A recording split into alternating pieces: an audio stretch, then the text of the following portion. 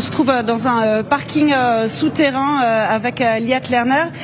Les sirènes qui ont retenti donc il y a plusieurs minutes. Et donc les gens qui se sont mis à l'abri, il faut savoir que c'est le 3e tir de missile, voire la 3e salve de missiles en l'espace d'une dizaine de minutes. Donc les tirs en provenance de l'Iran qui s'accélèrent, avec en même temps des tirs en provenance du Liban sur le nord du pays. Ce sont les informations qu'on a ces dernières minutes.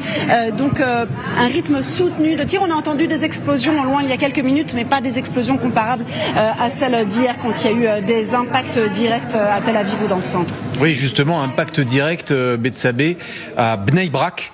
Donc c'est juste à l'est de Tel Aviv. On peut dire en banlieue de Tel Aviv, c'est bien cela, Bethsabée ?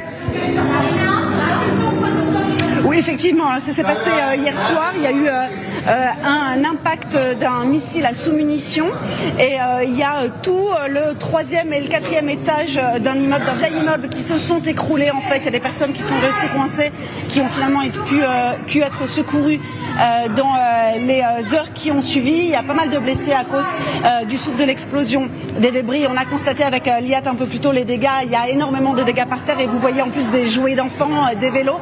Ce sont des images assez saisissantes. Et puis le quartier qui souligne à Bnei Brak que c'est un miracle qu'il n'y ait pas de victimes parce que justement ces immeubles sont très anciens. Et puis à noter que hier soir aussi au nord de la Galilée, donc vraiment près de la frontière avec le Liban, il y a une jeune femme de 27 ans qui a perdu la vie à cause de tirs du Hezbollah aussi.